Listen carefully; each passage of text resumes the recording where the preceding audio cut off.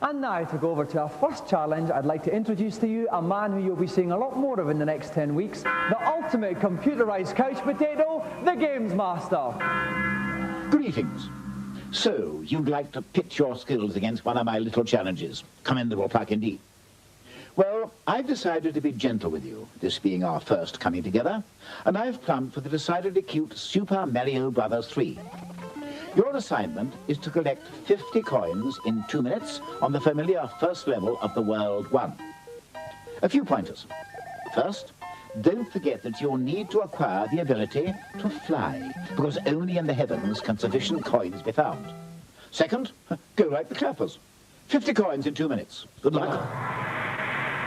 And who better to get to grips with the fiendish gameplay of this deceptively cute game than our first contestant, Daniel Blake from Edgewell.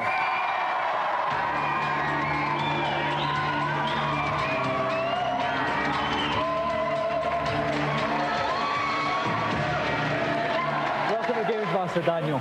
Hi. Now, you are in fact the first ever competitor on Gamesmaster, so you're right up there with the first ever block twiddler on Krypton Fighter. How do you feel? A bit tense and nervous. Right, now you've practiced the game a lot. Yes, quite a lot. So you're quite confident about the challenge? Well, sort of confident. Well, we'll all be rooting for you too, Daniel, because it'd be nice to start off with a winner. Thank you. So if you'd like to go and plonk yourself in the hot seat, we'll get ready to start the game. Thank you. Now, joining me in the commentary box, from Mean Machines and Computer and Video Games magazine, is world-famous computing celebrity Julian Jazza Rigno. Julian, welcome to Gamesmaster. Hello. Well, we're making history here with the first ever game on Gamesmaster. How does that make you feel? It's pretty good. It's one of the greatest games ever, so a good way to kick off the series. Right, 2 minutes to get 50 coins. Very, very tough, very, very fast challenge. Daniel, are you ready? Then get collecting those coins. And he's off. So collected coins is the name of the game, Julian. He's knocking them out of these mystery blocks. Is this the best way to go about it? Yeah, what he needs to do is actually pick up the mushroom and convert himself into Super Mario, which essentially gives him 2 lives. If you get hit, you convert back into the small Mario. What he also needs to do is pick up the leaf, which gives him flying abilities. Now, where's this leaf going to be then? On the right, if he can... Oh my word, there's the leaf, just as we spoke about it.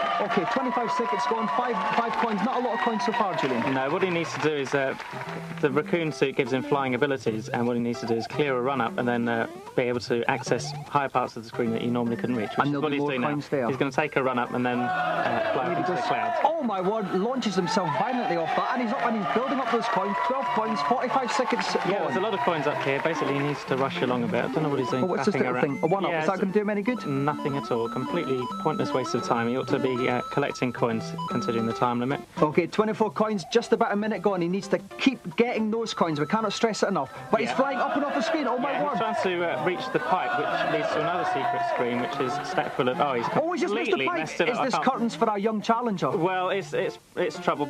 He needs to access a power pill down here now and convert these blocks into coins. It still won't be enough, so the pressure's on him to actually get up to that green secret area and collect the coins that are in there. So. Right, he needs 60 more coins. He's got about 35 seconds left. It's going to be very, very close, Jazz. He really needs to do this. This is and he's slotted in there quite comfortably. Now, he's in a little secret room here. This is going to be enough coins, I think. Yeah, he's got 50. He's got to come out of here and rush right as quickly as possible. He's past the 50. He's got about 17, 18 seconds to go. He's really got to run quickly to the right, and he could well make this challenge. He's just going to do it. There's nearly 10 seconds to go, and he's done it!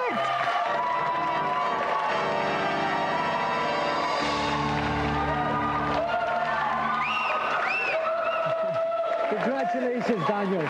We said we wanted to start with a winner, and we certainly did. That seemed like no trouble at all to you, Daniel. Was there any point at all where you thought, I'm not going to do this and I'm going to be extremely embarrassed on live television?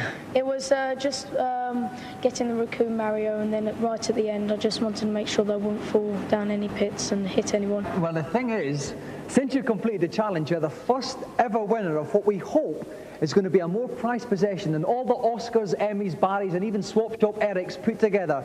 You have won the first ever golden customized Gamesmaster joysticks.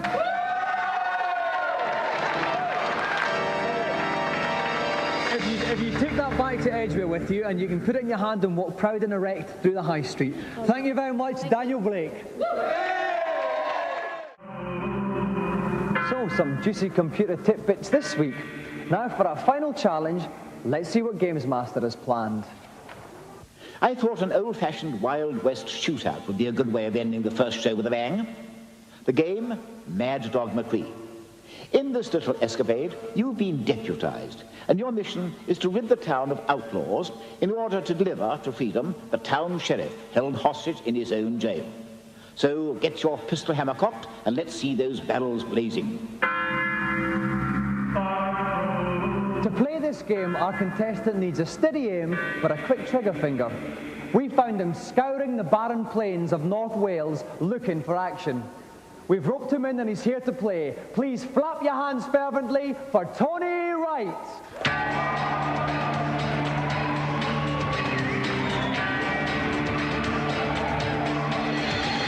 Welcome to Gamesmaster, Tony.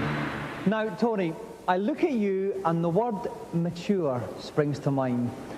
Is there a gap in the market for the older games player?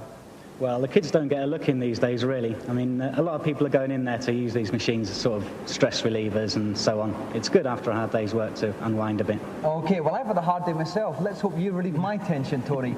If you'd like to step up to the firing range, we'll get ready to play. And helping me co-commentate from the sidewalk is the editor of Computer and Video Games magazine, Tim Boone. Tim, welcome to Gamesmaster. Hi, Dominic. Now, Tim, this is a very special game. Do we have a special challenger there? Oh, I think so. Mad Dog McCree surely is a special game. It's a laserdisc game in which the idea is to shoot as many of these mean varmints as you can with your 6-shooter. You need to be on your toes all the time, always ready for the unexpected. And I think in Tony we could have a contender who knows his stuff. Okay, Tony, are you ready? Ready? Load your pistol and come out shooting. Howdy, stranger. We need your help. Mad Dog McCree's gang is taking over the town. The mayor and his daughter have been taken hostage out to Mad Dog's hideout. Sheriff, he's locked up in jail. We're going to have to get him out to help with the gang. Can you help? Good. One more important thing. Hey, old codger, don't tell me! There comes the first bad boy. Now, this guy left his own devices would have blown Tony away. There's another one. Oh, my God. As I said, they're coming thick and fast. They do come out very quickly. That's good shooting, stranger. What I was going to tell you is the keys to get the sheriff out of jail are with One-Eyed Jack. And he's in the saloon drinking. Now go get him. I see, and he picked up that man, even though it was very far away. They're coming from all over the place. Finish him off with another couple of bullets here, just to make sure. Now, this place is full of trouble. Apart from her, she's quite safe. Be careful, that's Mad Dog's boys over there.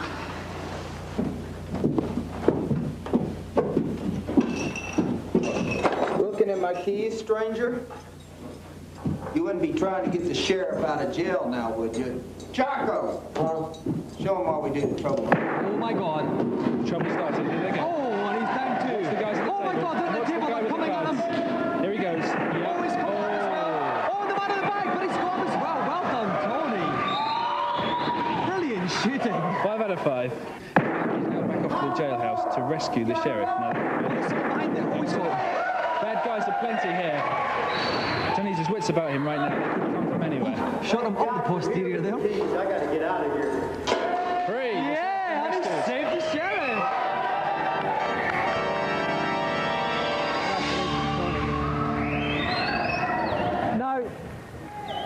Now, Tony, that was incredible shooting there. Was there any point in the game where you thought, this is a bit tricky? Well, it's never an easy game, you know. It's always a bit difficult, but it was okay. Well, Tony, we've got very big news for you. To commemorate your famous shootout at the Gamesmaster Corral, we'd like to award you our special coveted Golden Gamesmaster joystick.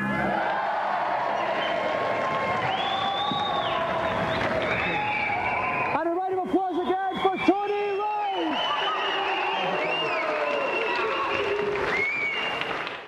And to get the show kicked off, let's call up everybody's favourite uncle, Gamesmaster, for the first challenge. Greetings, and I'd like to take this opportunity to say how delighted I am to see you again. If you enjoyed last week's challenge, I think you'll find tonight's three little jaunts an absolute hoot. First off the starting blocks, an endearing young fellow by the name of Sonic the Hedgehog. Your task? You have 2 minutes to collect 150 rings or more on the second level of an area known as the Green Hill Zone. The These rings are dotted around a tropical landscape, plagued with all manners of hostile creatures and booby traps, every one of them intent on thwarting young Sonic's progress. And beware, the slightest collision will cause you to lose all your rings, and the challenge will be over. So, 2 minutes, 150 rings or more. Happy hunting? And trying to find the rings on this prickly challenge is Alex Berry from Stanmore.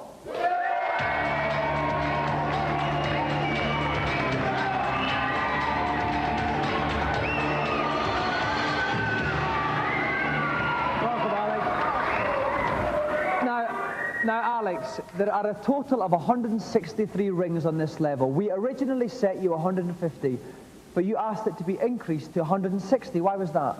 Because it was just a great challenge, and I want to show everyone that I'm the master. So. Right, but you think you can even do that in 2 minutes? Yep, no problem. Well, I certainly admire your pluck, young man. It's nice to see such flushing confidence in youth. Would you like to plonk yourself down in our games playing chair? We'll get ready to start. And joining me in the pulpit is a man who knows more than most about this machine, Sega Power Magazine's deputy editor, Neil West. Neil, welcome to Gamesmaster. Thanks, Dominic. Now, we have a very cocky young competitor here. What advice could you give him? Certainly do. 150 is tough enough, but 160. Basically, you can whiz through this level very quickly, but you'd miss the rings. There are some very tricky stages, so pick up an invincibility shield before you take them on. That's my advice. Okay, is our competitor ready? Yep. Then, Alex, your 2 minutes begin now. Okay, off he goes. 4 rings straight away, no problem. Right, we can see the clock in the top left-hand corner, the number of rings he's got underneath it. So he's on 9.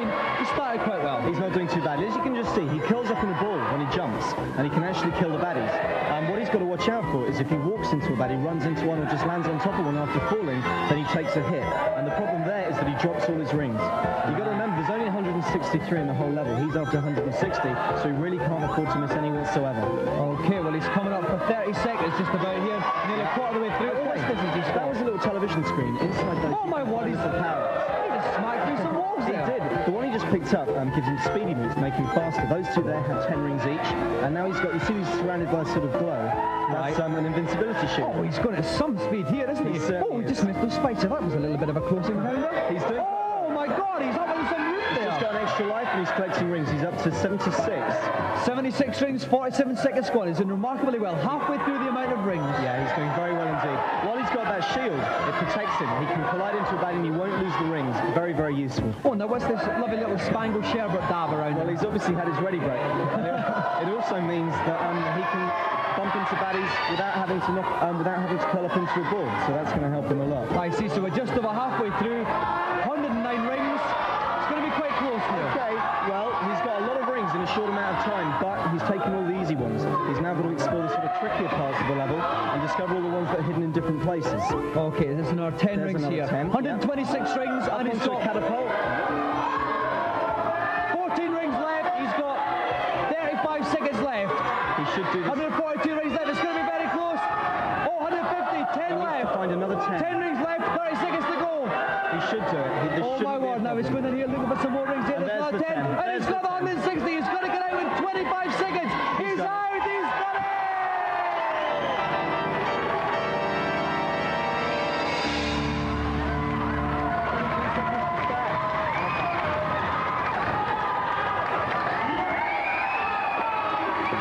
Well done, Alex. Now, Alex, you had 23 seconds to spare. You made it look easy. Was there ever any doubt in your mind? Yeah, there was a couple of times, because the only way I could get 160 rings was to bash through the wall, and I'm not very good at that, and I thought I was going to mess it up. Okay, well, as one of our games playing champions, you win the prize that sits lovingly on anyone's mantelpiece, the Golden Gamesmaster joystick.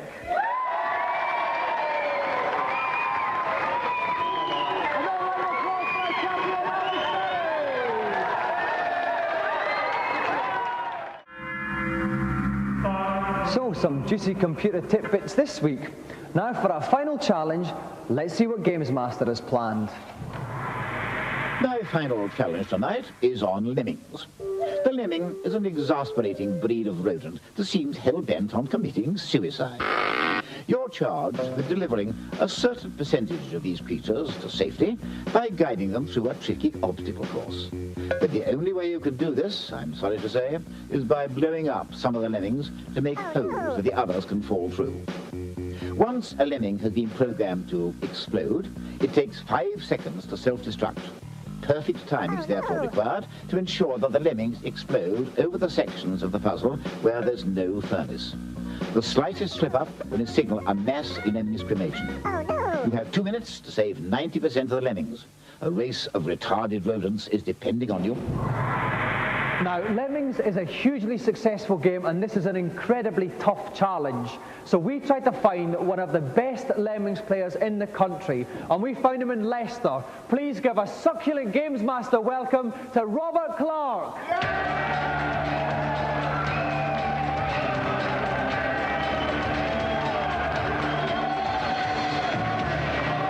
Gamesmaster, Robert. Hi Dominic, it's nice to be here. Now Robert, we've said you're one of the best Lemmings players in the country. How long did it take you to complete all 120 levels? Oh, about 6 weeks. 6 weeks? Yes. Now unfortunately we only told you were doing this particular level 5 minutes ago. What was your reaction? I was pretty shocked. Do you think you can clock it? I'll go. Okay then, if you'd like to go and sit yourself down in our pine hot seat, we'll get ready to play the game. Okay. Now, we've dragged him back screaming, but back he is, Tom Watson from Renegade. Welcome back, Tom. Nice to be back, Dominic. Now, I know Lemmings is one of your favourite games, but this is a very tricky level here we set him. Well, this is very much a right first time level. He's got 91% to get home. He can afford to use up 6. There's only one style of lemming he can use, which is the exploding style, to get through the floors, missing the fires on the way. It'll really test him. Okay, well, let's see if Robert's up to it. Robert, are you ready? Then start saving those lemmings. Okay, the lemmings are starting to come out. He's got to guide them to the exit at the bottom right-hand corner, just off the screen. Tom, how does he go about it? Well, what he's got to do, Dominic, is set up a series of time charges on selected lemmings. You can see the counter working its way down. There are a number of safe compartments on the way. What he's got to do is make sure that all the explosions only take his lemmings through the safe compartments and not the ones with the deep fires. He's losing a few, but he may be all right. Now he's dropping them straight down. He is doing well.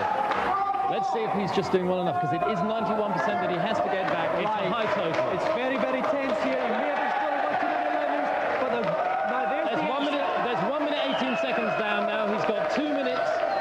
So 1 minute 14. He's probably got enough time to bring them home. It's just, will it be enough? You can see the percentage counter clocking them as the lemmings get home, but it's 91% that we're looking for. He lost a few in the prize. That's all the lemmings out now. It's very, very tense here. We can see the percentage going out in the bottom right-hand corner of the screen. It's got to get to 91%. It's going to be very, very close here. I think he's all right on the timer. It really does come down to this percentage mark. Now, he's just tipping 60. We can see the concentration of lemmings at the end where he sped up the release rate. Right, and the time is going wild here. As Robert going to do it, 74, 75, he's going for 91. 80, he will win a great one.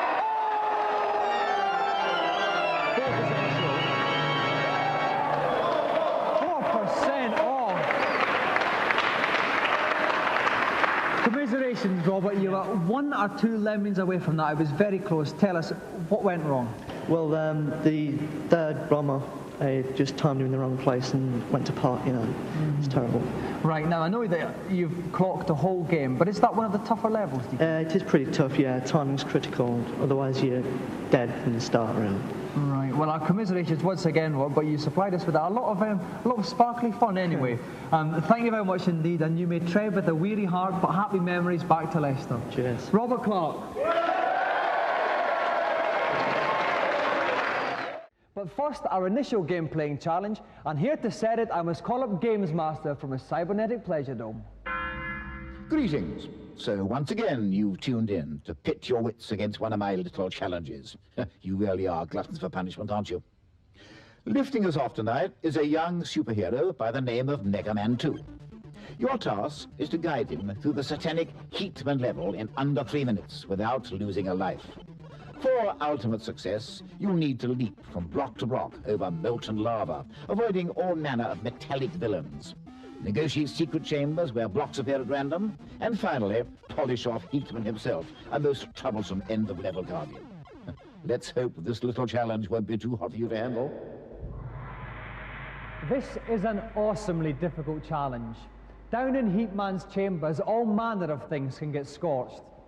Trying to keep cool amid the heat is our very own Mega Man. All the way from the chilly wastes of Muswell Hill, please give a succulent Gamesmaster welcome to Nick Cairncroft.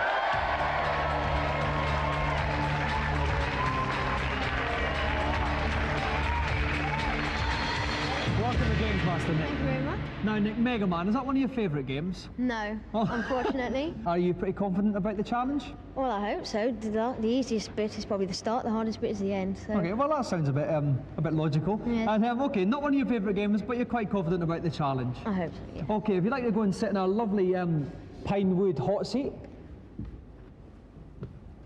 And here to help me commentate on this game, from Mean Machines magazine, is Nintendo expert Julian Jazz Rignall. Julian, welcome back to Gamesmaster. Thank you. Any general tips for Nick on this game? Just lightning reflexes and just a bit of luck, really. Okay, are you ready, Nick? You know the challenge. You have to defeat Heatman at the end of the level in 3 minutes or less. It may sound a long time, but as Jazz says, you have to go like the clappers. So, are you ready, Nick? Yes. Off you go. Okay, now there goes Mega Man ducking and weaving. What's this first thing he's been shooting?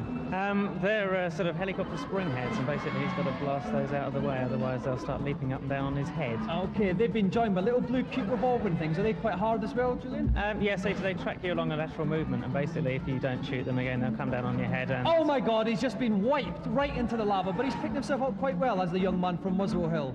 Yeah, he was quite lucky. When you get hit, you you keep invincible for a few minutes and a few seconds rather, and basically he survived that one. Right, now what are these cute little hedgehogs? Shoot them, oh my God! They shoot them, they spring up. So must be avoided at all costs. Absolutely. Now, how's he doing? He's 40 seconds gone. He's successfully manoeuvred past that spiky jack-in-the-box hedgehog there, and he's down to another little cave here. What happens here, Jim? This is the very tricky bit. Basically, the blocks appear in a set pattern, and you've got to predict where they come. He did that very well, but there's tougher ones to come. Excellent. Okay, we've finished a minute, a third of the way through. Jazz, how's he going? Not too badly at the moment. Again, here's the tricky bit. Now he's got to negotiate all these invisible and reappearing blocks. I see, and if he mistimes it, he can well be trapped. Yes, at the moment he's mistiming very slightly, and the baddies are closing in. Oh my God, it's all getting very tense. 1.5 minutes gone, halfway through the challenge.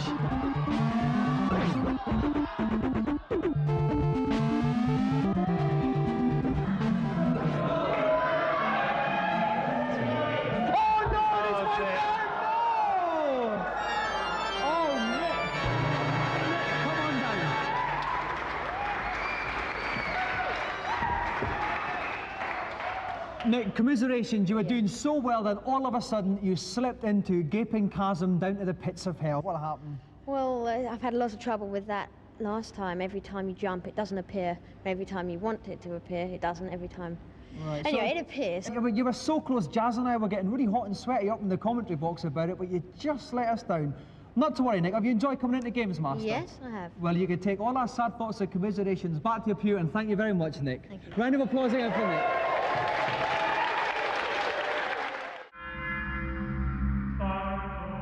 So, some juicy computer tidbits this week. Now for our final challenge, let's see what Gamesmaster has planned.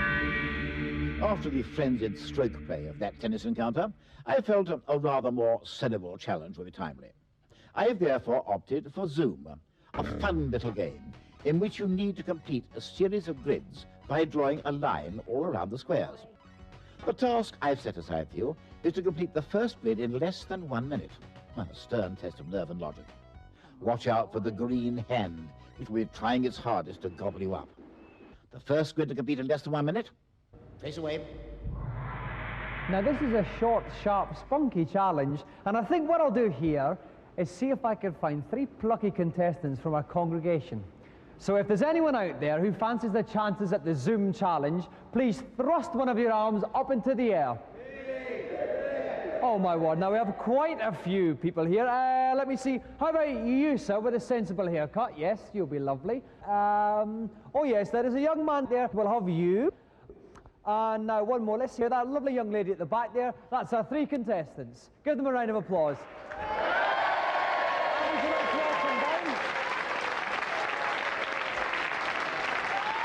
That's right, up you come. Okay, welcome to Gamesmaster. What's your name? Scott. Scott, hello there. And our second man up. George. George, it's nice to see you. And our lovely lady contestant. Dolat. Now, I think I feel like a bit of a boy-girl-boy situation. So, Scott, if you play first, with Dolat in the middle, and George, you can bring up the rear. Okay, so Scott, if you'd like to go up to the chair, and if you two would just like to linger around the side there, we'll crack on with our first competitor. And joining me in the pulpit is Neil West from Sega Power. Welcome, Neil. Hi, Dominic. Now, Neil, any general tips you can give our contestants for this difficult 1 minute challenge? Well, looks can be deceptive, and although Zoom looks very easy, it is in fact very, very tricky indeed. Don't forget you can jump, and don't forget that you can fire at the baddies behind you. But apart from that, just keep running. Okay, Scott, are you ready?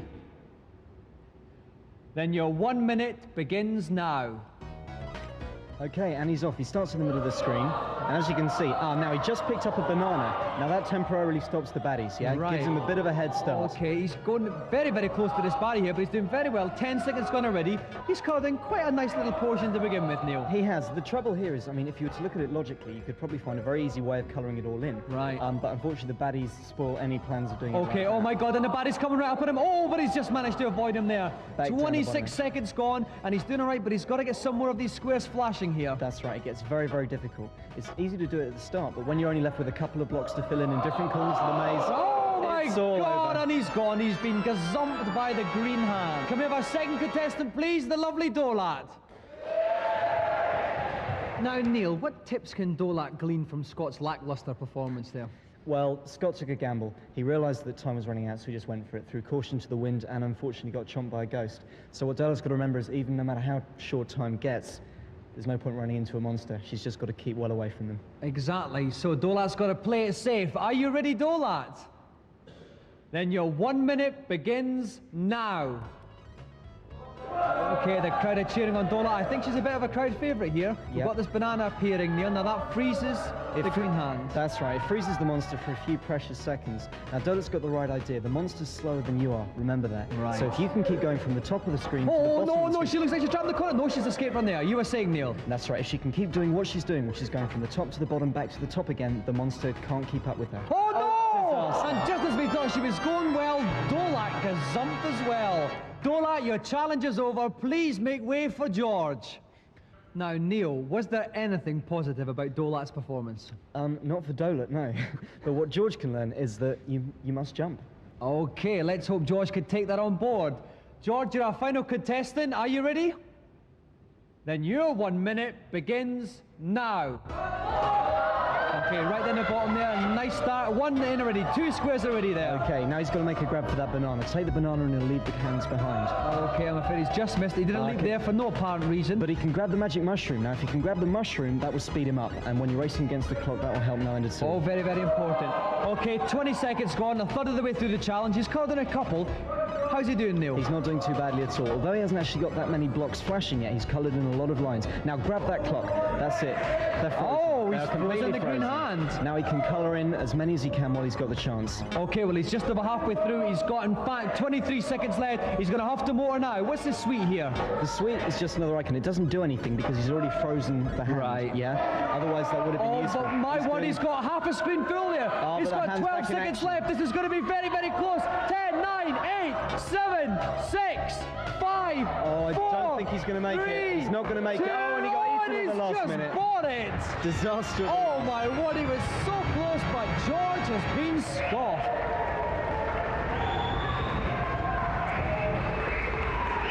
Well, what can I say? That was a very, very tough challenge, but I was left unfulfilled. Scott, plank.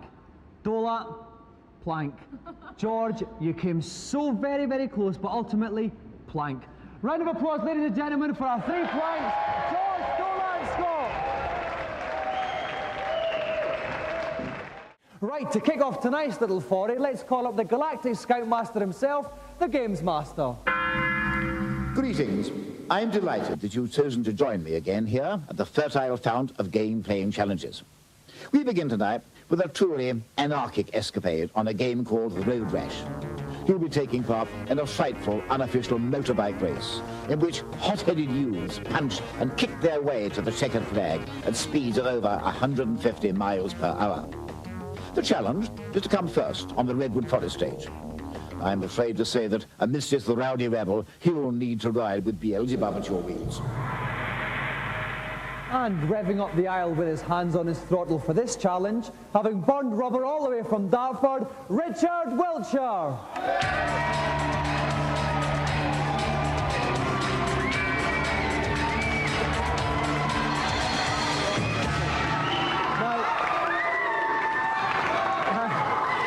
Settle down.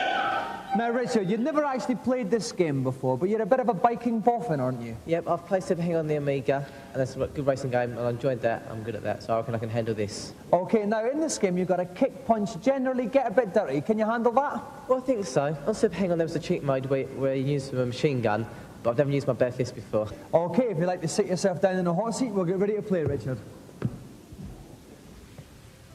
And riding pillion with me in the pulpit, no stranger to leathers himself, is Sega Power's Neil West. Welcome, Neil. Thanks, Dominic. Now, Neil, a bit different from your average bike game, this. What general tactics can you give Richard? Okay, it's great fun beating up the opposition, but it does waste time, yeah? It's quite a short race, so he's got to get to the front early, so if he can overtake, then do so. But if he does have to get rough, then try and grab the stick of one of the other riders. Right, we'll look forward to that. Okay then, Richard. Punch, kick, overtake your way through 14 other competitors to win the race. Are you ready? Yeah. Rev up your bike and start the race. Okay, and off goes Richard. We can see, oh, he just Straight into the smacked someone there right from the start there. We obviously know what Richard's aiming to do in this race. No problem at all. Right, if you notice in the bottom right-hand corner, the number that was 15 is now up to 14. That's showing his place, yeah? He knows there's 14 other riders, now 13 other riders still ahead of him. He's whacking them about. He's now chasing Sid. He's fighting pretty rough. Is Sid going to be a problem to him? Sid shouldn't be a problem. The guy to watch out for is a guy called Biff. He's got a baseball bat. Right. He'll do his best to swing at you with it, but the trick is a little bit of air there. Sid just lost it. Just did the business. Oh, he's a car in front. No, he just managed to dodge that one. You do not want to go into the back of a car. It's bad news. Okay, now he's coming out on Dread here. That's right. Dread's ominous sounding character. Smacked him in the face, and he's out of the race. He is. As you see, Dread went down to half energy. If he'd taken another hit, it would have fallen off. It's really quite good because the other riders actually have their own characteristics. Some are nice, some are nasty. Some will get in your way, some will try and block you, some will get out of the way for you. Okay, so we're just over a third of the way through the race. He's in a ninth. Down he goes. Right, he's now got to run to his bike, get on it quickly and rev away. Pulls a wheelie and off he goes. And of course he's lost a lot of time there. Costing time. More importantly, the riders who are behind him now have the chance to overtake again. So he safely missed that one. Another thing he's got to watch out for. Another thing he's got to watch out for is policemen. The last thing he needs right now is to be picked up by the fuzz. It's very painful. Okay, he's coming back on Sid again now. Is he going to smack him? Yes. Oh my God, he took a bit of a wallop there. And down goes Dread. Look in the rearview mirror, you can see Dread tumbling away in the bottom right-hand corner of the screen. He's now really got to concentrate. He's got to take a few chances, perhaps, and just do his best to get ahead. Okay, so similar position. There's about a mile and a half to go. Not too much time to come first. Not too much time at all. There you go. Someone just took the fall. Gained him an extra place. He's in sick on the tail of Rex. And he's coming up on Rex. I think he's going to give Rex a hefty smack in the face here. And down goes Rex. Into fourth place. In the fourth place, it's getting very, very tight. He's got about a mile to go at the most. Rich is going at full weight. Oh, there's two in front of him there, actually. Could be coming up in the second here. One. He's up there. He's coming in at second place. Could he come up in first place? Oh, just run out of track. Oh, so Richard finishes in second place, but it's not good enough to win the challenge. Hard luck, Richard. Now,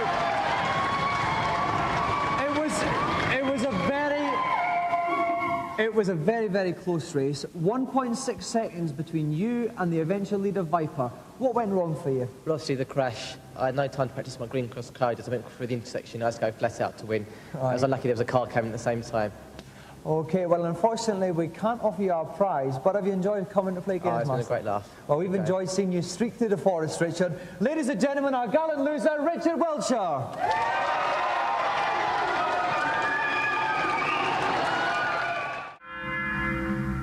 So, some juicy computer tidbits this week. Now, for our final challenge, let's see what Gamesmaster has planned. Hello again. Not doing too well today, are we? 2 failures out of 2. Perhaps I've been overestimating your ability. For the last of this week's challenges, I've opted for a game by the name of Panzer Kickboxing. In this rather lax interpretation of the Queensberry rules, one seems to be allowed to kick as well as to punch. I should stress that I nonetheless require an exemplary display of gamesmanship. May the best man win. For this challenge, we have a bloody family battle, more vicious than the Ewings of Dallas. A brutal brother-sister punch-up. Please welcome Jason and Lisa Posel.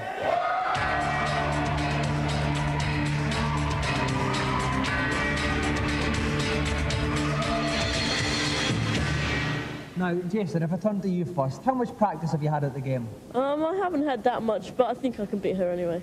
Okay, so you really fancy your chances against your sister? Yeah. I normally beat her at home. All right. Well, Lisa, I used to fight with my sister, and she used to fight very dirty, pulling hair, biting, lots of things like that. Are we going to see a dirty fight from you tonight? Well, it's not going to be that dirty because I'm going to win anyway. Okay, well, we've got two very confident competitors here. If you'd like to take your seats and begin to fight. And joining me at the ringside pulpit is Tim Boone from Computer and Video Games Magazine. Tim, welcome. Hello, Dominic. Now, Tim, what kind of a fight are we going to see here tonight? I think I'd be very surprised if we don't see a very dirty fight. Panzer kickboxing is all about, basically, there are very few rules. You really go for it. You can punch your opponent, kick your opponent, and if it helps you at all, you can even try biting them. Right. I mean, there are very few rules here. Okay, well, it looks like we're going to see an excellent fight here. Are our competitors ready? Then come out fighting. Now, in this fight, Jason is in the red trousers playing from left to right. Lisa's in the blue trousers. Lisa's down already. Taking a tumble already. But she's up. She's safe. She's okay. Oh, and Lisa's down again there. Jason certainly knows how to use his kicking, basically. Those feet are flying. He's not using his fists very much, but those feet are quite devastating at the moment. And so Lisa's taking some punishment here. Oh, gets a lovely blow to Jason's midriff there. A nice big powerful kick from Lisa there. And then she goes again. Oh, no, but she takes another tumble. And she's down to 1.5 lights. Jason is on 3 lights, so he's quite a bit ahead now. Yep. Oh, and Lisa's down again. What advice can you give to Lisa at this stage, Tim? The advice to Lisa is use more kicks. She's trying to go in with her fists, but of course Jason's got the advantage. He's got the advantage of reach with his legs. Right, now Lisa's trying to take that advice here, getting in quite close, trying getting a short, sharp series of kicks there, finding it quite difficult. Jason's just picking her off with the odd punch now. 3, 2, 1, and it's the end of the first round. And we think Jason is slightly ahead on points. Certainly, Jason played the clever boxing there. So it's the final round, and they're on 2 lights each, so it's all even now. Everything to play for. Lisa lodges in with a flying roundhouse kick, doesn't quite come off there. Oh, and she connects there, lovely. Oh, and another one in the midriff. Lisa's coming back like a devil here, Tim. Absolutely, Lisa's... Oh, no, just as I say that, she's down. Oh dear, Lisa's got to get turning round here. Oh, nicely on the other side of her opponent. And they're just ducking and weaving all around, dodging each other. Oh, Lisa connects. Oh, and Jason's down to 1.5 lights here. This is getting very exciting now. Oh, and Jason strikes back with a flying roundhouse kick, which leaves Lisa flying. It's very, very close here. Lisa's on 2 lights, Jason's on 1.5. There's 23 seconds left. We're looking for one knockout blow from one of the contestants now. One kick or one punch could sort this and decide it completely. So they're both in, going for the big kick here. There's only 15 seconds left. It's going to be ever so close. Jason's down to 1. Oh, Jason's down to half a light. Oh. And Jason's down. This could be the end. Lisa just needs one big kick or one big kick. And he's down. I think Lisa's done it. He's being counted out. I don't know if he's going to get up from this. Is he going to get up? He's just up from that. And there's 7 seconds left. He's down again. I think he's out for the count here. And the referee is counting Jason out. They're selling advertising on the soles of his shoes, basically. And the crowd are counting him out. And I think that Lisa has won.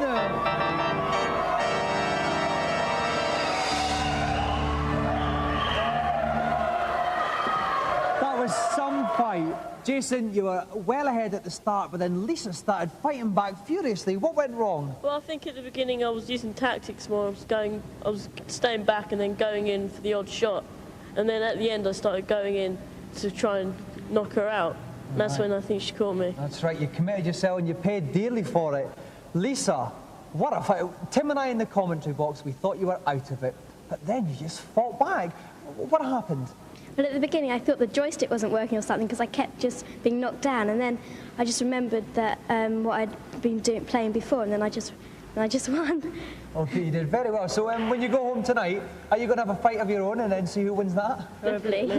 Well, good luck for tonight then. Lisa, as our winner today, you have won one of the most coveted prizes in television. Tonight, Lisa is the proud winner of our Golden Gamesmaster joystick.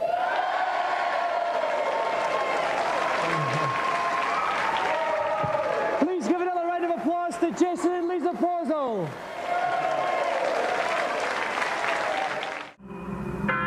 Greetings. So you think you have sufficient nous to master one of my little ruses? Well, we'll just have to wait and see, won't we? To start with, I'd like you to try your hand at DuckTales. You have 2.5 minutes to guide Scrooge McDuck to the Himalayas. You need to rescue the helpless Bubba from his icy tube, and then retrace your webbed steps to escape from the cavern with the help of a launchpad. 2.5 minutes to guide Scrooge McDuck to the Himalayas. Let's hope you fit the bill. Now, DuckTales may look like a cute and rather fluffy game, but let me tell you, in the Himalayas there's lots of dangerous chili bits. Trying to keep warm and toasty for this challenge is Scott Andrew from Manchester.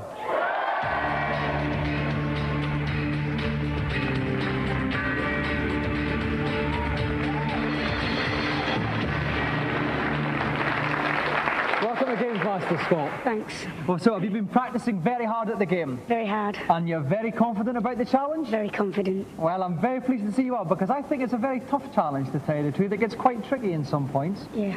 Okay, well, wish you all the best, Scott. If you'd just like to go and plonk yourself down in a hot seat there and get ready to start the game. Here, as always with me, is Jazz Rignall. He never seems to do anything else apart from perch with me up here. Jazz, DuckTales, very good game, quite a tough challenge. Yeah, it is. The game's not that difficult, but the challenge is, and unless he hasn't mapped it out, he's going to have trouble. Okay, well, we've got every confidence in our Scott. Are you ready then, Scott? Off you go. Now, what's these first little things that Duck McScrooge has got to... There's some horrible snow here, and he's got to use the pogo stick technique to get rid of them, otherwise they'll take his energy off. Okay, well, he seems to be going at a pharaoh pace. He's obviously got to avoid this huge big ram here.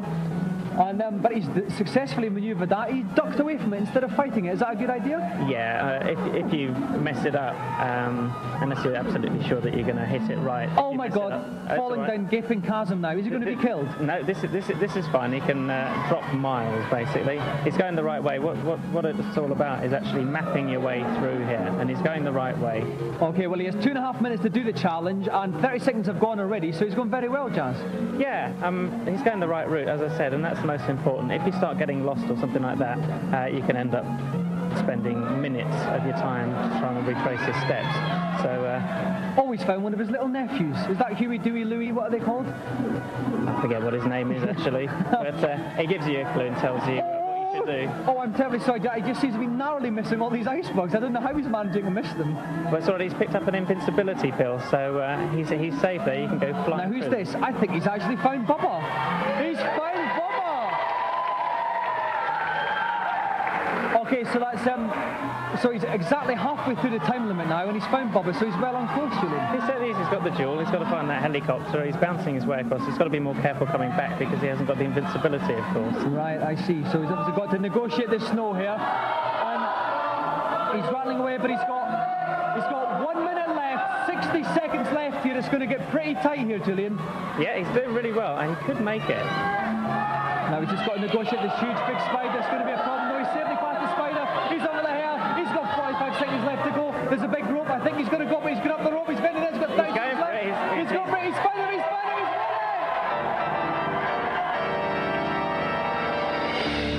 ready. There you go. Bye-bye, McScrooge. Scott, congratulations. Well done. You made pretty short work of that challenge there. Yeah. Were you nervous at all? Yeah, my legs are like jelly. It certainly didn't look like this. I mean, I've never seen anybody get through that game so quickly. Well, the thing is, you know what that means, Scott? You have won what most people want more than anything in the world. One of our extremely special golden Gamesmaster joysticks. Thanks.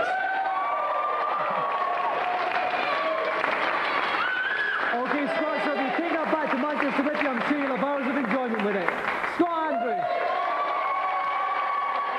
Now we go into our eagerly awaited third challenge. Let's go to Gamesmaster. For the last of this week's little escapades, we visit our colonial friends in the Antipodes for an episode of Neighbours. The challenge is to take on and beat all comers in a scooter race around a place called Ramsey Street, avoiding potholes, roving kangaroos, an elderly lady known as Mrs. Mangle, and a plump jogger by the name of Harold. So keep your wits about you and try not to succumb to the banality of the plot.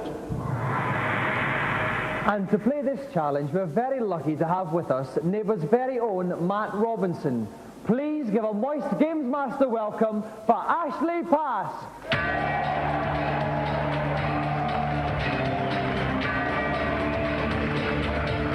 Welcome to Gamesmaster, Ashley. How are you? I'm very well.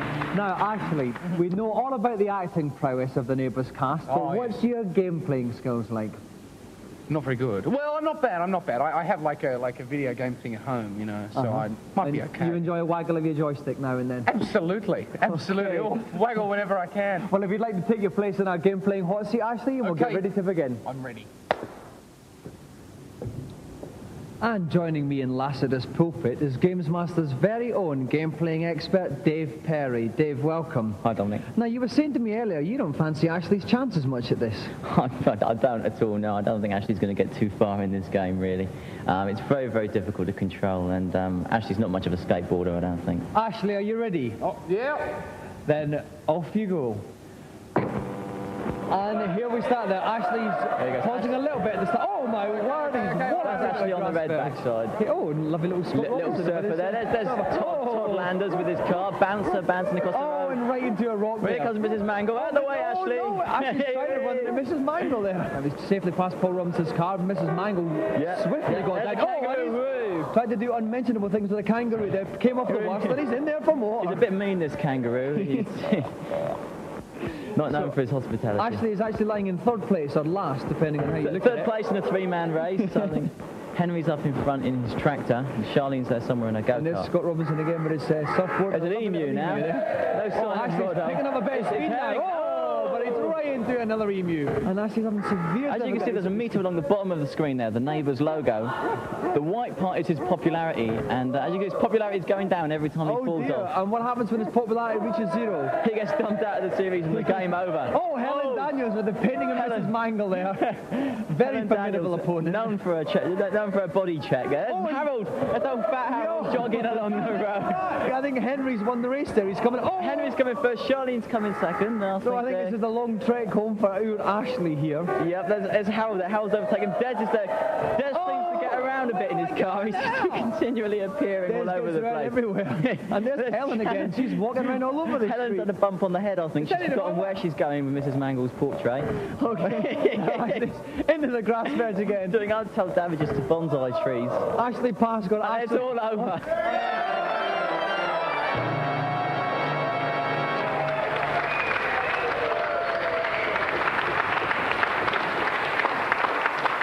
Ashley, no. It's a little sad, really, wasn't it? People often fail on Gamesmaster, but never in such a spectacular fashion. No, it's the game. I'm sorry, it's the game. It's the game, it's the joystick, it's the whole thing. So what went wrong with the game? What's wrong? I don't know. It's just very hard. It's really quite hard to make a little skateboard man sort of go in the right direction, you know. Right. You didn't seem to go anywhere. A bit like the Neighbours plotline sometimes. Yes. Well, I'm very, very sorry, Ashley, but you walk away empty-handed. But I hope you've got lots of happy memories of us here. Thanks very much, Dominic. A round of applause again for Ashley Pass. But we'll begin tonight with our initial game-playing challenge, and to detail it, I hand you over to the celestial godfather, the Gamesmaster. Hello. How kind of you to join me once again. I have to admit to being rather pleased with the 3 little challenges I've managed to concoct for you this week. To tee us off, we take to the fairways and putting greens of Top Players Golf. If you wish to complete my challenge successfully, you will need to play the first 3 holes of the country club course in level par. Best of luck. And attempting to keep his balls out of the bunker and in the holes in our first challenge is Mark Boduano.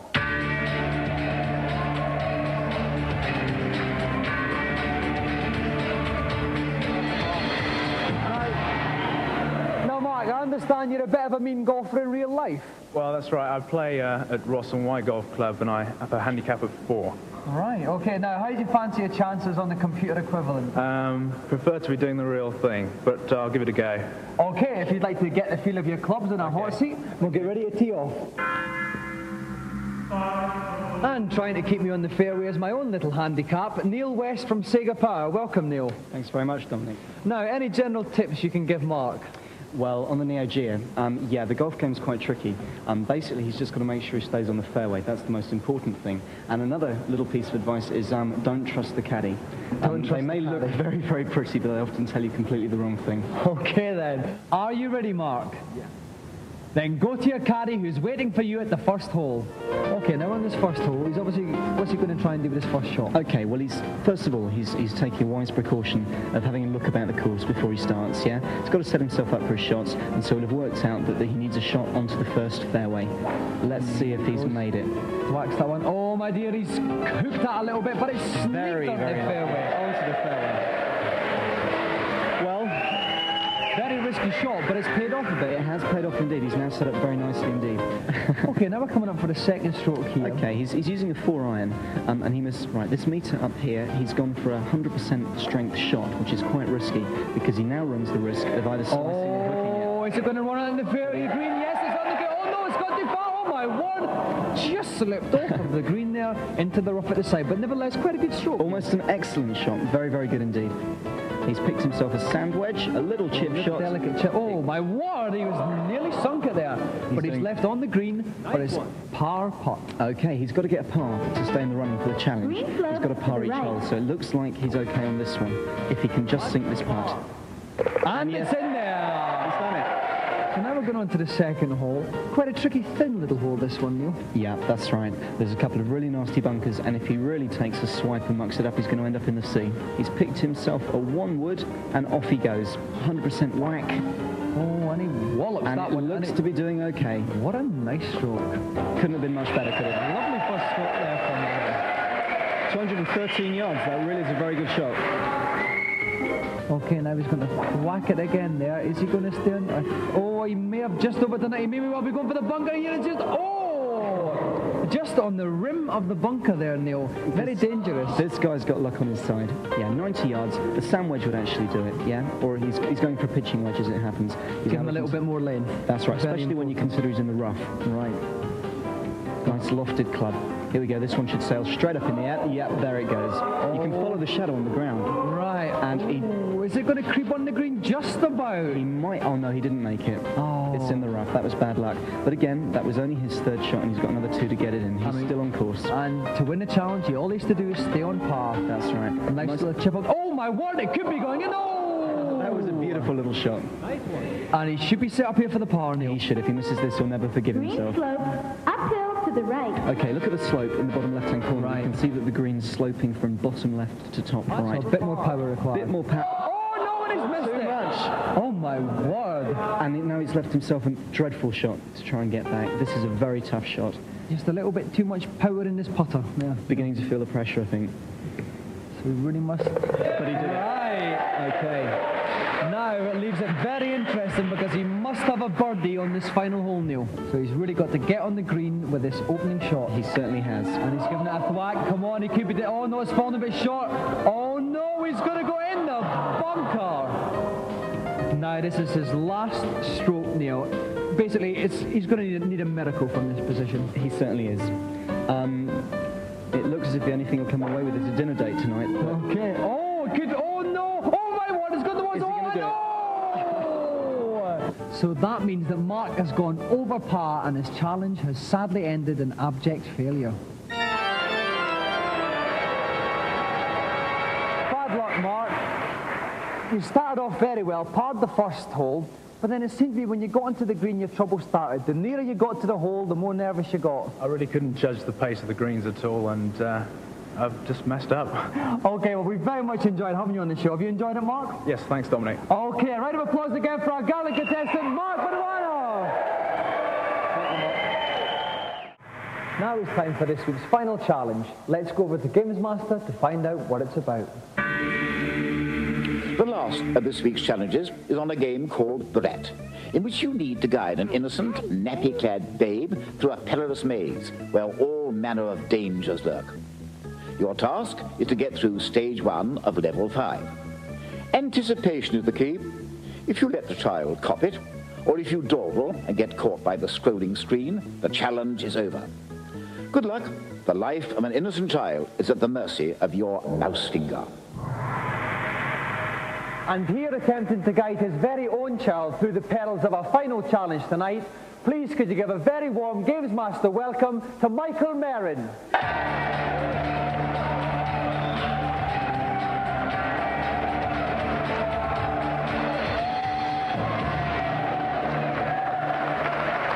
Welcome to Gamesmaster, Michael. Nice to be here. Now, I think this is an incredibly tough game. Are you confident about it? Just slightly, not very much though. Right, have you been practicing a lot though? For a few days. Okay. If you'd like to go and have a little sit down in our pine hot seat there and we'll get ready to start the game. Sure. Joining me again as co-commentator is the lovely Tom Watson from Renegade. Welcome back, Tom. Evening, Dominic. Tom, what should Michael's general tactics be on Brat? Particularly on this level, what he has to watch out for is the screen scrolling down and knocking the character off. Right, okay. Michael, are you ready? Get guiding that baby. Okay, what's the first obstacle he must overcome here then? Well, the first thing for Mike to watch out for, Dominic, is the shark, which we can see in the bottom right. What he's doing at the moment is he's picking up as many of these items as he can find. He'll need to use a lot of them later on. As you can see, he's put a triangle down there, which will stop the screen from scrolling down. This gives him more time to plan, to put out the items which are going to stop things. He's put some meat in the river. That's taken the shark out for a while. Okay, now he's coming at a crossroads here. How can he go over these gaps here? Oh, he's putting them bridges. Yeah, he's building the bridges. You can see at number 5 above the bridge icon in his control panel. That shows how many he can use. A little fellow there, there's a little prick and he's disappeared. He has indeed. He's gone sailing upwards. Now he just has to watch out now for getting around this. There's a slide coming up, and he's using his dynamite to blow up the bricks. He's got another shark to take out. And is that a submarine he's about to pick up? That's a submarine. He's going to need that a little bit later on. Yes. Okay. So how is he doing now at the game? He's doing pretty well. He's probably about halfway through at the moment. He's stopped on the edge. He's distracted the shark with some meat. Now he's given an instruction to the character to go on further. What's this in the water here? Oh, that's gone as well. Now, how far is he through the game, Tom? He's about halfway down there. I think he's doing extremely well. Picking up items. He's got a bone there. Will that come in useful? The bone will come in useful right at the end of the level. Now he's going to slide down this. He's put a stop token down. He's missed it, and there he goes.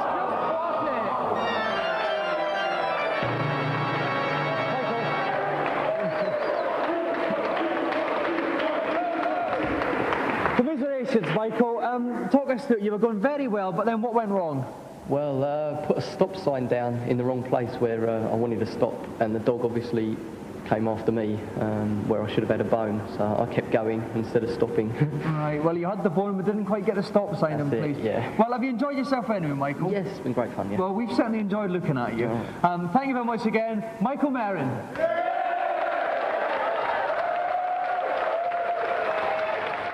We're going to go straight into the first one now, so let's call up the man who put the M in microchip, the Gamesmaster.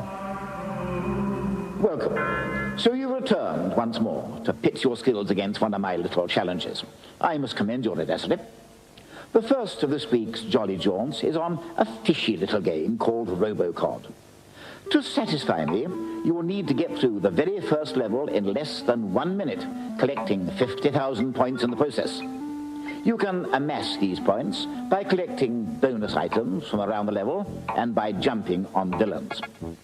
A little tip. Don't forget to use the hydraulic stretch body, which will enable you to get past spikes unharmed when there's not sufficient room to jump. 50,000 points in 1 minute. Seize the moment. And I think our audience here are looking a bit restless for some serious action. So what we'll do is throw out this challenge to them. If there's anybody out there who fancies taking on the guise of James Bond Robocod, could they please thrust their arms into the air? We'll try and pick 3 likely contestants. Who have we got? There's a young man peeking around there. Yes, how about you for the first contestant? And now let's see, 2 more. Now who have we got? Oh yes, there's 2 girls together there. Yep, 2 girls together. Yes, those 2 girls there would like to come up as well. A round of applause for our 3 contestants.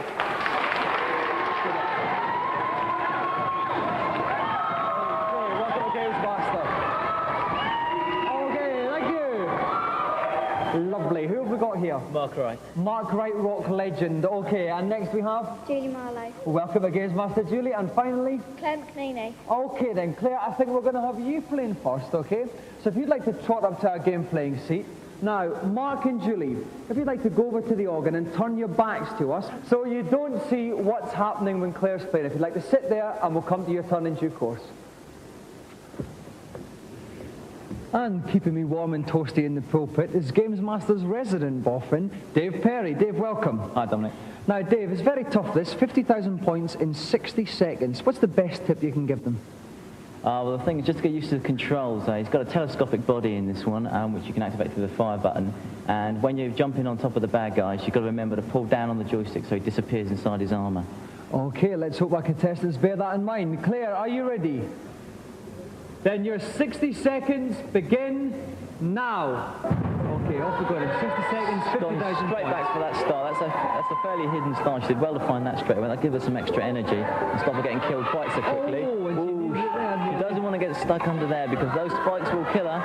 She wants to use the that's it, fire button, the telescopic body, grab hold of it and shinny across. Okay, now marine you style. Object there. Is that important? There's a few points there. She could have done with them, but she can still make the 50,000 without those objects there. She's got those lips. We're coming up for nearly halfway through the challenge, and she's and she's bought it. So unfortunately, Claire's challenge has ended there. If she'd like to swap with Mark, we'll go on to our second competitor. Round of applause for Claire. Now, Dave, what can Mark learn from Claire? I think basically it's just use Robocop to his full extent. He's got lots of little tricks that he can use to get past obstacles. Okay, Mark, are you ready? Yeah. Then your 60 seconds begin now. Okay, so of course Mark toddling along. He's done that first leap successfully. He missed the little star that Claire found earlier. Okay, but he's got all these points here. Now he wants to use that telescopic body that he's got to get across there. Fire button, Mark. That's it, hang on. Okay, now he's waddling across there. 12,100 points, 20 seconds gone, but he's life's pretty low. Pull down the fire. That's it, there we are. He wants to stay on this platform now. Oh, when he made it. Oh, when he just walloped by the snake. Into the snake. Halfway through the time and halfway through the points, but Mark's challenge is over. Round of applause for Mark. Okay, now Dave. Julie's our final contestant. How can you help her with this game? Well, the pressure's off her a bit. She knows the other two haven't quite made the challenge. She's still got to do it within the minute, but, you know, once again, just take your time and use that telescopic body. Okay, then. Julie, are you ready? Yep. Then your 60 seconds begin now. Okay, Julie's made a good start. She's got the straight back to the start, and I give her a bit of extra life. She has to jump over these spikes. Okay, she's pausing a bit. She's got in there, but you know she made up the energy with that star. Oh, that's right. She's got the technique here. She's got the old marine shimmy across the gap. Get to the other side. That's a quarter of the time gone. 2,400 points. Got down on these lips. There she goes. That's it. Great. Get on that. She can sit on that platform. Brilliant. Mind the snake. Oh, she's got the furthest so far up onto this. Yes. She wants to hit a few of these. Okay, she's going to jump up and hit them. That's it. A bit harder. That's it. Get that penguin. Oh, and she's over half. She's only got 20 seconds left. She's going to get the next one. Very, very quick. She'll go much quicker. She's only got 15 seconds left. Yeah, get the tap. 27,000. She's got to move down. That's poison.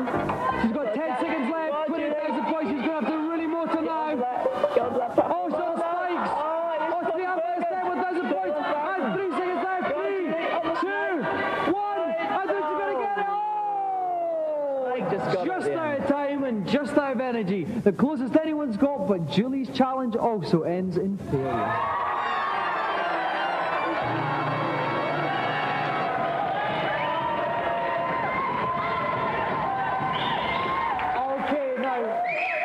For all 3 years. Julie, you got the closest out of all 3 of our competitors. Dave and I thought you were going to do it. Just a little bit of trouble near the end there with a snake, I think. Yeah, it was a bit hard for me. Okay, but did you enjoy coming in and playing? Yeah. Another round of applause then for our 3 contestants. Thank you very much.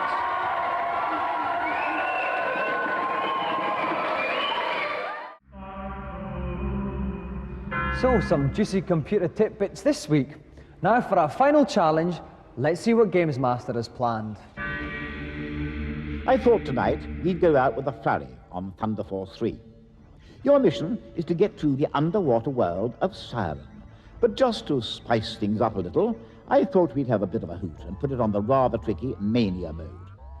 As well as negotiating the treacherous currents, you'll need to avoid or destroy all manner of mutant hybrids hell-bent on your destruction.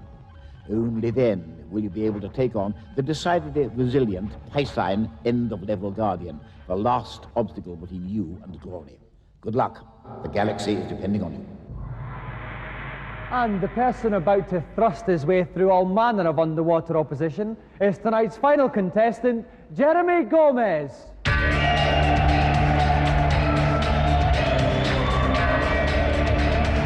Welcome to Gamesmaster, Jeremy. Now, in this game, you're on the planet Siren on Mania level. It's going to be pretty tough, isn't it? Yeah. How do you fancy your chances? I'm not exactly confident, but I'll have a go. Okay, because it's the toughest level that you are on. Well, Jeremy, you've got a lovely T-shirt, so I wish you all the best. If you'd like to sit in a hot seat, we'll get ready to play. Okay, thanks. And joining me for a furious thrash in the pulpit is Neil West from Sega Power. Welcome, Neil. Hi. Now, Neil, I'm not kidding this time. This is a tough game. This is very tough. Thunder Force 3 is a tough game at the best of times, but on Mania level, it's almost impossible. There is one tip that I would give Jeremy, and that's make use of the weapons. You can pick up new ones as you go along, and you get 2 different ones to start off with, and they are useful for different things. So just make the most of those. Okay, then. Right, so Jeremy, you have to get to the end of the level and kill the Guardian. Neil says, use your weapon wisely. Are you ready? Then start the game. Off he goes. Okay, lovely tranquil water, but it's going to change quickly, Neil. It certainly will. Oh, he's lost one a life already. Those tranquil little bubbles actually will buffet your ship around, often knocking you into enemies, so you really got to watch out for them. Okay, not the best of starts, but he's got lovely little mutant shellfish coming out here. When they named this level Mania, they weren't joking. It really is impossible. Now, what's his W thing? Right, pick up that W. He's now got an extra weapon. Press the C button and he'll be able to switch on to a different weapon, which he ought to do very soon. He's chosen not to at the moment. There he goes. Oh, he's got it and he's nosing it. He got it, then he lost it. Now he's come out to a very tight passage here. This is underwater, which makes it even more tricky. Just got to keep a cool head and keep going. Oh, he's bombing again. He just missed an extra life as well. That was a big mistake. Oh my God, mutant lobster with a Barry Sheen helmet on. He's got to kill this thing off before he passes it. Oh, too late. He'll now get a shot from reverse. He's firing out of its derriere. Oh, he's dodged them quite well. He dodged that very well indeed, but the trouble isn't over yet. Oh no, he's on his last life now. Things aren't looking good for Jeremy. I pity him out there. Not good at all. Okay, it's cleaned up a bit now. Not too much going on screen, but he still isn't out of the woods. He's aiming in the wrong part to destroy that. He is. He won't hit him on the helmet because the helmet's invincible. Okay, that was well done. Lovely manoeuvring there. Oh my God! Straight from the top. Right on his head, stumped him a bit. Game over for Jeremy. Nice try.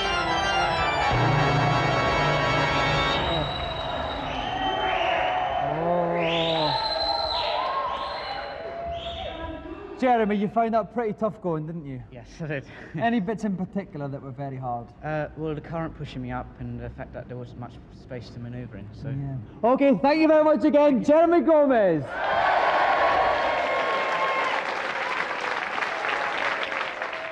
Now, for the first of our game playing challenges, let's go over to a man who's had my anti-souffle and come back for more, the Gamesmaster. Welcome to my kingdom, where games are generated and challenges conceived. I'm so pleased you've been able to join me once again. The first of my little challenges this week involves a decidedly feisty young superhero by the name of Strider. You have 3 minutes to guide him through the Russian city of Kazaflu and to defeat the city's final guardian, a gargantuan metallic reptile. The forces of good are depending on you. Try not to let them down. And attempting to stride magnificently through the perils of this challenge is a young man from Harrow. Please flap your hands fervently for Chevron Hart.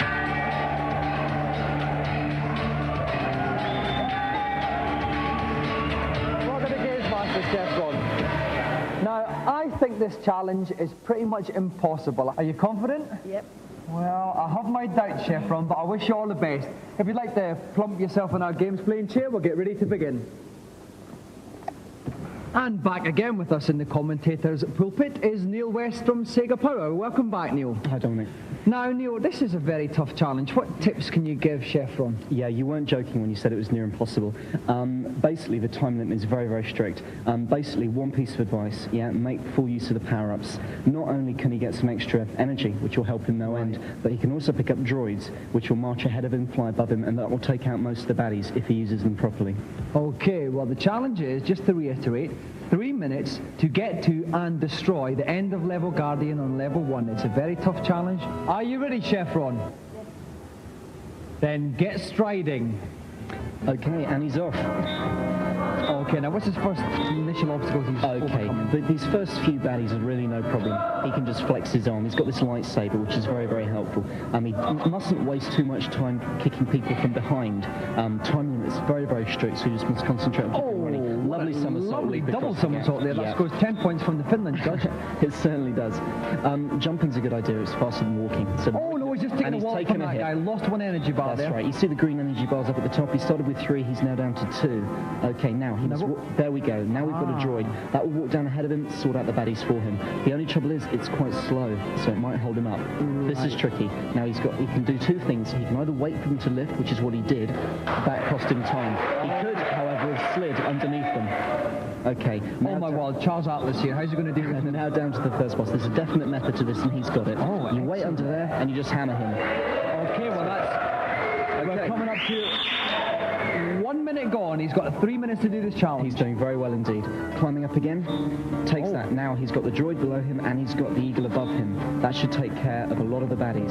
Oh, what's this horrific, humongous thing coming? Okay, it took a hit. It took half a hit. You see one of the energy meters is down to red, so he's got 1.5 left.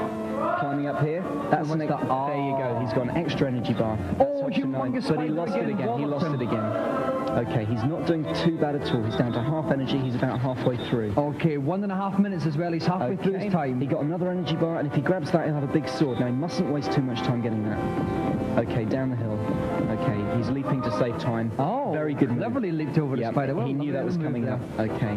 Now, where are we now? Right, he must crouch down, and he's got it. Oh, is there some kind of laser defense system? That's right. Guarding the catacombs underneath. There you go. He's made it. Oh, yes. What a smooth piece of play. That is a very, very clever move indeed. He took out the laser beam while he was falling. Very, very useful. Okay, and that's 2 minutes now. He's got 1 minute left.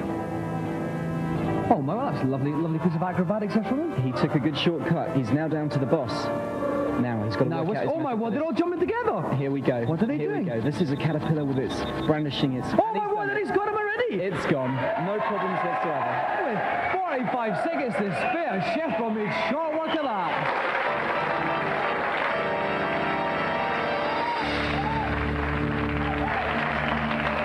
Well done, Chef Ron. Chef Ron, that was unbelievable. I said at the start I thought it was impossible, but you proved me wrong. Was there any point where you thought, Dominic's right, it is impossible? When my energy went down at first, I was a bit worried, and the only difficult was the time. Yeah, but you leaped past those spiders, especially. I thought we were going to snarl you a bit, but they didn't. But Chef Ron, you win one of the most prestigious and certainly the most aesthetic prize in television, our golden Gamesmaster joystick.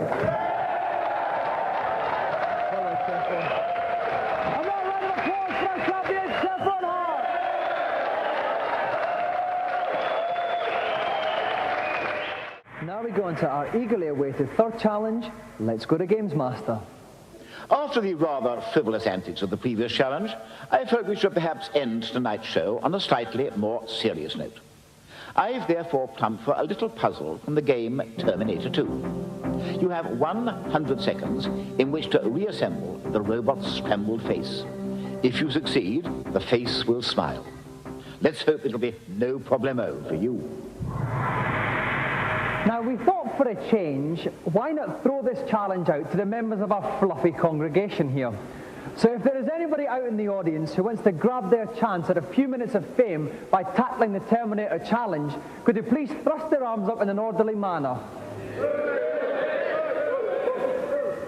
Now, how about that gentleman there? Would you like to come on down? Let's give him a round of applause.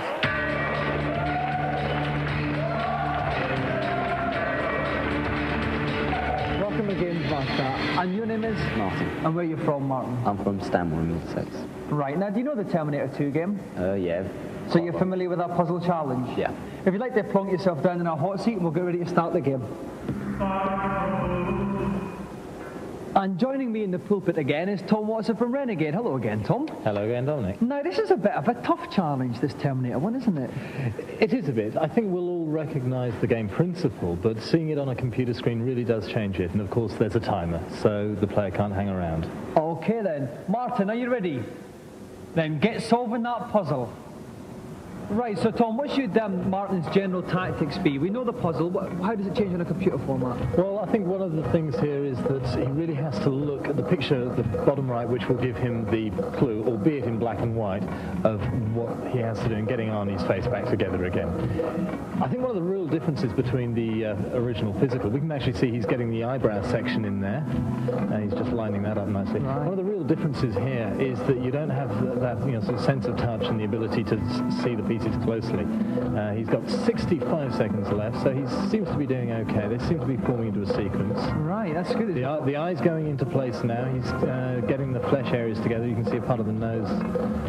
So there, that drops into place. Yeah, I think he's doing quite well. Right, 50 seconds, just about halfway through his time. The crowd are giving him their encouragement. And this boy's doing remarkable. Oh, he's paused a bit there, maybe a little bit, getting a little bit tricky now as he gets near the end of the puzzle, Tom. It has this habit of doing that. He's got one piece just slightly out of position. There it goes, the eye. Now he's got to get the right-hand side of the eye into place. He's trying to work it around, but as you can see, he's got the flesh in the way. It's not quite going. The time is ticking down. There's only 22 seconds left here. It's getting very tense. That looks like he's getting near there, though, but it's just, it's not quite going there, Tom. Any advice for him? Well, he's got that section. Yes, he's working down the bridge of the nose now.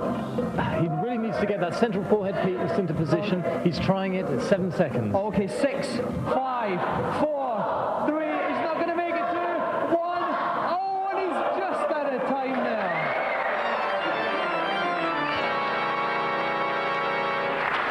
Commiserations, Martin. At one stage there, it looked very, very close.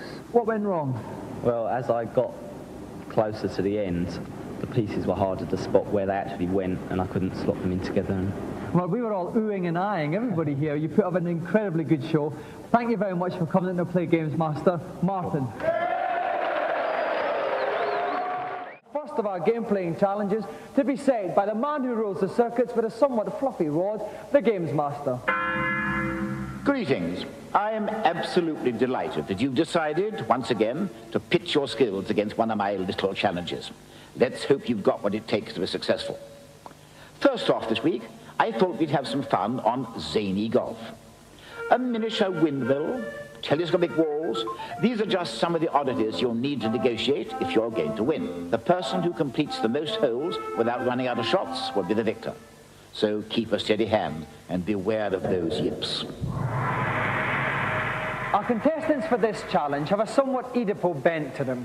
A father and son contest. Who can keep the nerve in the sudden death playoff?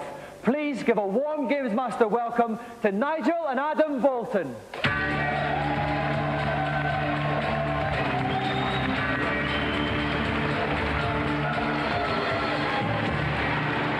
Welcome to Gamesmaster, Nigel, and welcome, Adam. Nigel, if I can start with you, Nigel, it's very good to see, how shall I say it, the older games player on the show. Who plays the most games in the house then? Oh, he does, definitely. Right, but you still wrestle the joystick off him now and again? Constantly. Can't keep away from it. Okay.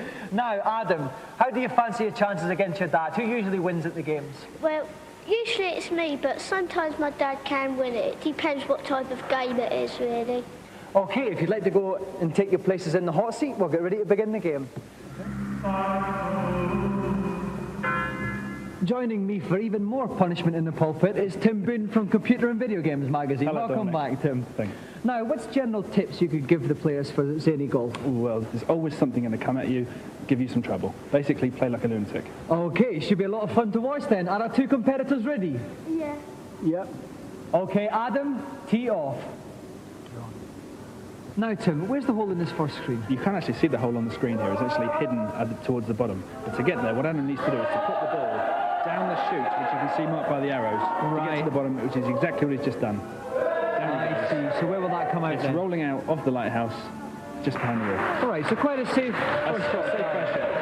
Okay, now it's Father Nigel here. I wonder if you'll try a different approach. Nigel can go for something a bit spectacular. If he hits it really hard at the top, he can actually go through the windmill for bonus points, but I don't know if he feels that confident about it. No. Disastrous first shot, disaster. Oh, and he's right back, even further back than when he began. Absolutely. Now, will Adam take advantage of this? So what can we see him doing? Oh, he's taking the shot already, and he's going to bounce off the fence, I think, into quite a nice straight position. Adam's actually taken a very careful shot. What he's done is lined himself up so he's straight onto the hole. Okay. Away he goes. Oh, off the wall. Oh, no. Oh, dearie me. Oh, dear. So Nigel's dropped 2 shots. It's not looking terribly good for Nigel. I think he needs some extra tuition, actually, at this stage. Okay, meanwhile, we go back to Adam. He's in a very, very good position indeed and can wrap up the match in this first hole. Absolutely. So, again, he can afford to be really cautious here, can't he? Yep. Oh, but he's let go with that one. Oh, could that... Oh, he's just missed that. Meanwhile, Nigel has 3 shots left. But if he can't get up the tunnel in this one, maybe he can get a free stroke. Maybe he can. I think that's exactly what he's going for. He's in. Oh, no. Now that's more like it. Back on the... Oh, excellent, excellent shot. Now, immediately, Nigel leaps back in that game. But here comes Adam here, going trying to sink this putt with this one. He's got quite a lot of strength on his mouse bar there. It's very, very tense here indeed. Oh! Rebound in, and in he goes. Smart shot there, using the wall to rebound in. Excellent shot. So now we have Nigel again. Quite a straight shot here. He's only got the 1 shot left, and he's in. Oh, he's in with it. Went for broke, scored, excellent recovery. At one stage, we all thought he was doomed. That's right, we thought he was out of the ball game. But as it is, we're going to go into the second hole, with in fact, Nigel, because of him going through the windmill, it's a stroke ahead. Absolutely. The hole is somewhere over to the right. You can't see it on the screen. If you make a mistake, you can end up in completely the wrong place. Okay. It's very important that you get this right. And basically, to get it right, you have to go over the first wall and rebound with the second. So a very crucial first stroke. Adam must know the trick. If he gets it wrong, he's got it wrong. But he could be very, very lucky here. Oh, is this going to slip down here? Oh, my word. He was very nearly extremely lucky. But now we come on to Nigel here, who really must fancy his chances now, too. As long as he can negotiate the rules correctly, that's the important thing. But again, if you muck up the first stroke here, you could well be in trouble. Absolutely. Oh, and it's... Oh, my word. Excellent. Oh, nearly another hole in one. Very close indeed. Oh, dear. So I'm afraid things aren't looking good for Adam now, They too. aren't. Adam's in a bit of a pickle. What he needs to do actually is use this hill to curve his ball around into the... which he has done, and it's rolling down there. It's going to rebound, leaving him up with quite a straight shot, but he's only got 1 stroke left. Absolutely. It's going to be very tough. Now, Nigel has played this hole to perfection so far. And here it goes, off the wall, just missed. Okay, now, a very, very tense moment here. Adam prepares for his last stroke. Quite a straight shot, but he doesn't want to overplay it, Tim. Absolutely. He's got to get this bang on. I think he's looking not too bad with that. Oh, and I see, he's just missed it. Oh, no! Tragedy for young Adam there. Yeah, very. 2 strokes left. This could be getting quite tense for 2 left. He needs Nigel 1 straight shot. He needs to get the cursor straight behind the ball. And here it goes. And he's sunk it. And Nigel is the winner!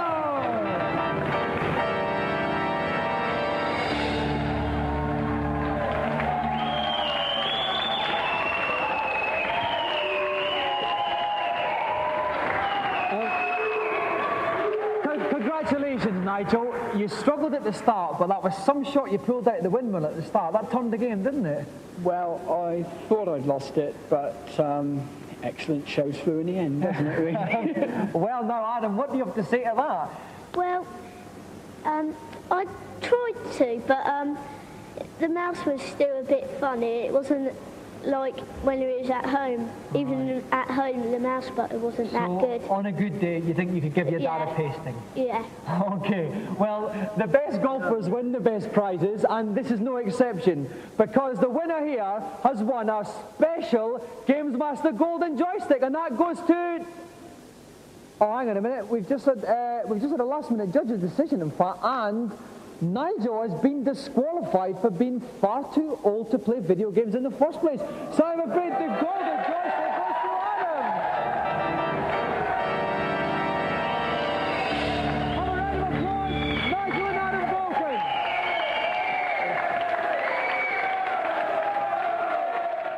Now for our final challenge, let's see what Gamesmaster has planned. ninja warriors have been conspicuous by their absence from the programs to date, so I've decided to put that right with Shadow Dancer. Your task is to guide the warrior and his faithful hound to the second and third levels of burning downtown Brooklyn in 2.5 minutes without losing life. You will need to rescue all 11 hostages before destroying the reptilian end-of-level guardian. So keep your wits about you and don't trust anybody. To add a cheeky little twist to this challenge, our competitor has never seen the game before. The reason for this is that we think he's quite good enough, but we have a games-playing legend for you now. Sega European Games-Playing Champion, Danny Curley.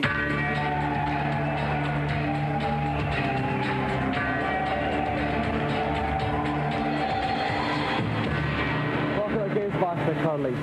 Now, tell us, how did you become Sega European Champion? Well, Sega sponsored a big national tour and held heats in every city of the country. So I just entered and I've won the heats, which sent me to the final. Now, you must practice a lot. How many hours a day do you spend playing games? Well, recently it's been 10 hours a day because I've got a job at Tech software company where they program computer games as a game tester. Oh, brilliant. That must be the perfect job for you then. Yeah, it is. Okay, if you'd like to sit yourself down in the game-playing chair, we'll get ready to start. And joining me in the pulpit is Sega expert Neil West. Now, Neil, you've seen Curly play a lot of times. How do you fancy his chances on Shadow Dancer? It's going to be tough. The trouble with Shadow Dancer is you only take one hit and you die. There's no energy meter. Right. But if anyone can do it, Curly's the man. Okay, Danny, are you ready? Then begin the challenge. And off Danny goes. Okay, now the first thing he's got to watch out for is these rocks falling from above. Not only are the ninjas, warriors, and other things out to get you, but there's also an earthquake going on. Oh dear, okay, was that one hostage is rescued? That's one hostage gone. If you look at the bottom, down the bottom right-hand side of the screen, you'll see how many are there now? 5 little dots. That indicates that he's got to rescue 5 more hostages before the level's over. Out comes another warrior through the glass. Here we go, here's the earthquake. You can expect this sort of thing happening all the time. The floor will open up, walls will crash open, things will fall from above. He's really got to keep on his toes. Okay, so Cully negotiated that gaping chasm there. Oh, there's some more rocks, but he's safely got past them. This boy really has taken into this game like a duck to water, Neil. He really is a pro if ever there was one.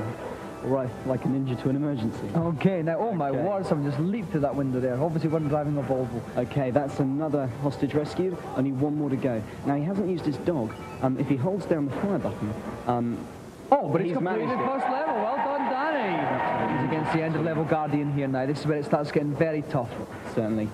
Oh, my word. Look at all those rocks come pouring down here. Now, Curly, at his disposal, also has some magic. I don't know whether he's going to choose to use it or not, but it should get some hits on this guy. He seems to be doing okay. Oh, here we go. He's using the magic. Here we go. He can only use this once per stage, so he's obviously saved it till the end. When oh, and he's done it! And he's done it. The bad guy's bought it.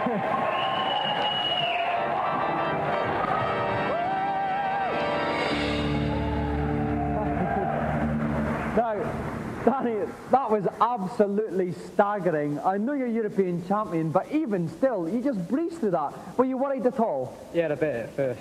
What was some of the most difficult things to overcome in the game? The rocks, down. Yeah, they did sneak up on you pretty craftily there. Well, Curly, you're a legend already, but you have won the prize that even legends dream of, the Golden Gamesmaster joystick!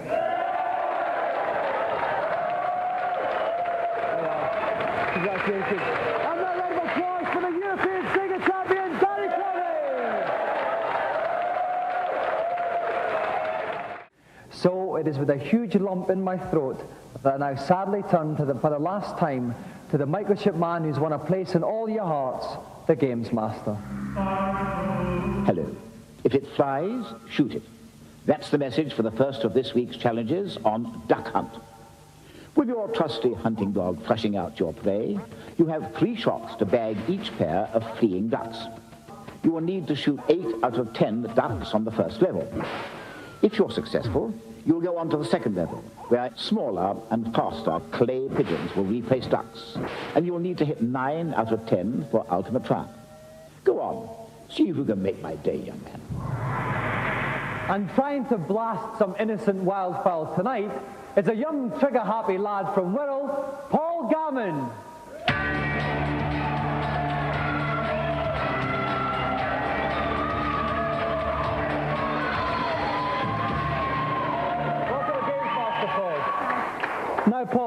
Hunt is a game that most people will have on the Nintendo, so this is your big chance to show everybody how to play it. How do you feel? You confident? No. Well, if you'd like to take your pistol in your hand, get in position and we'll get ready to start. Here again is Jazz Rignall from Mean Machine and CNVG. Jazz, Duck Hunt, what a game. Well, it's nearly as old as the Challenger, but it's fun and that's what counts. Now, any initial hints you could give for this splendid game? Well, apart from moving the gun right next to the screen so you can't miss, that's about it, I think. Okay, well, I'm sure our challenger will bear that in mind. Are you ready, Paul? Then off you go. He was lucky there's three shots at 2. Nice solid start though, 2 out of 2. And he's got the first one. Oh, another 2 out of 2. This boy is smoking now, Jazz. You better watch out that confidence goes to his head. And... 6 out of 6. This boy is on fire here. 7, 8. Safely through to the final round there. He's just going to knock off these other couple of ducks just to show his prowess. And he'll just miss it. 9 out of 10 though. Excellent scoring. Now we go on to the final round. Okay, so off Paul goes. He's looking for 9 out of 10 here, Jazz, on the clay pigeons. 1 gone. Oh, he's got to hit everything now.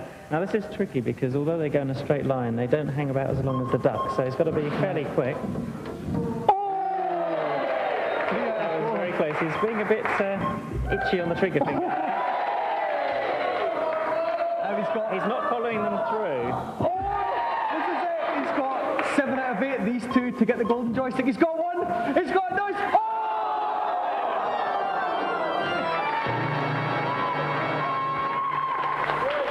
Oh! Oh, Paul, you were so close.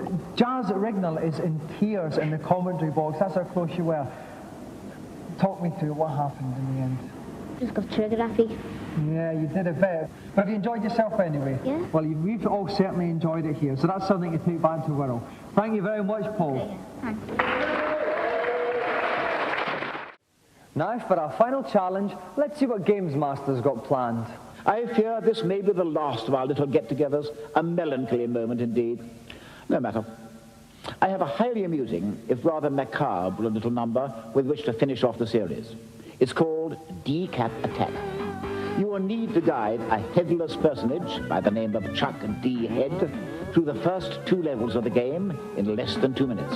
A stern time challenge. Whatever you do, don't lose your head.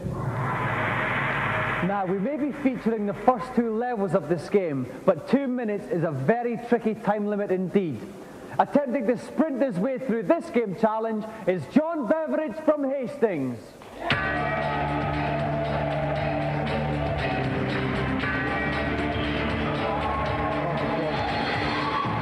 Now, John, this is a very tough game. How long have you been practicing? I've had the game about a week, so I've had quite a bit of practice. Right, that's right. I hear you're a bit of an expert, but it's a very tough time challenge, 2 minutes. Are you confident? Yeah, I am. Okay, that's good to see. If you'd like to sit down, get your joystick in your hand, and we'll get ready to play. Okay. And helping to keep me moist and fluffy in the pulpit tonight is Neil West from Sega Power. Welcome back, Neil. Hi, Dominic. Now, any tips you can give John for the game? Well, you didn't underestimate it when you said that 2 minutes was very, very tough. There's lots of things to pick up, but the one thing he's got to make sure he gets is the head.